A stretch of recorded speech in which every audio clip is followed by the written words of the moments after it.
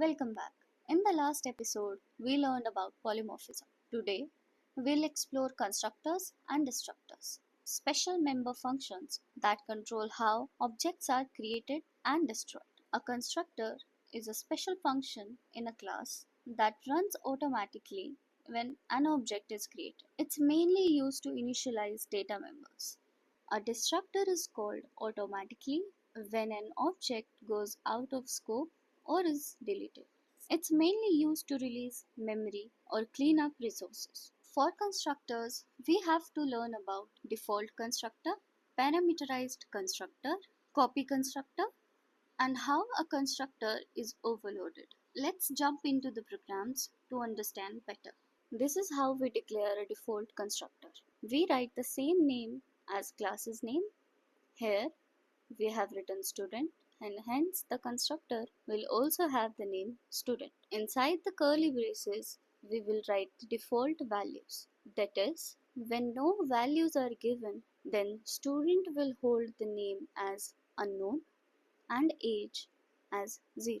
For parameterized constructor, we simply write parameters in the parentheses. For name we used string data type, and for age we used int data type. Now name equal to n and age equal to a. A parameterized constructor allows us to pass values while creating an object. To declare a copy constructor, we write student, const student, and s.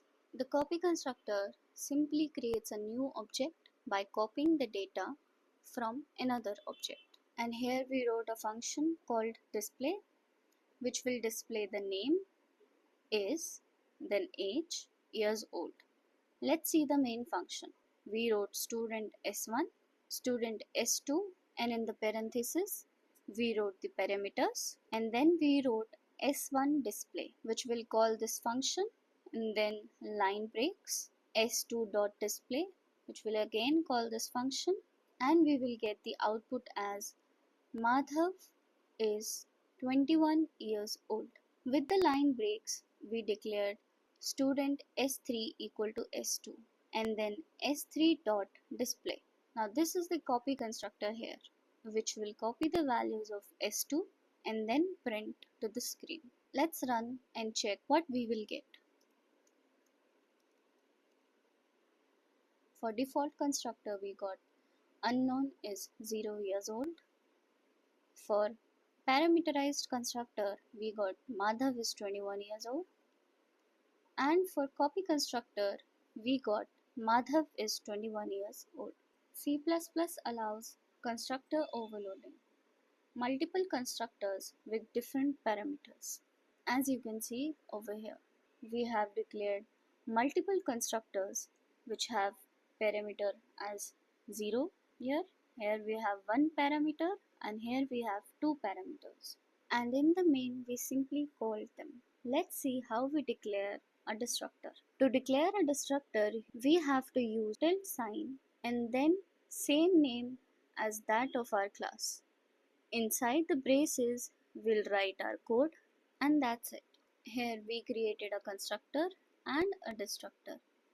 And in the main, constructor runs at creation, destructor runs automatically here.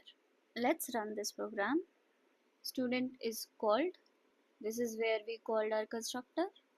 But where did we call our destructor? The main function ended after calling the constructor. And this is how the destructor knows that it is being called, as when an object goes out of the scope or is deleted, a destructor is called automatically, and hence we got these outputs. These special functions manage the entire cycle of an object from creation to destruction. So in this lesson we learned how constructors initialize objects, types of constructors, what destructors do and when they are called. This is your challenge. Create a class book with constructors to initialize title and price. Add a destructor that prints a goodbye message when the object is destroyed. If you completed the challenge, drop a smiley in the comments. Like, share, and subscribe because in the next episode, we'll cover friend functions, static members in C++.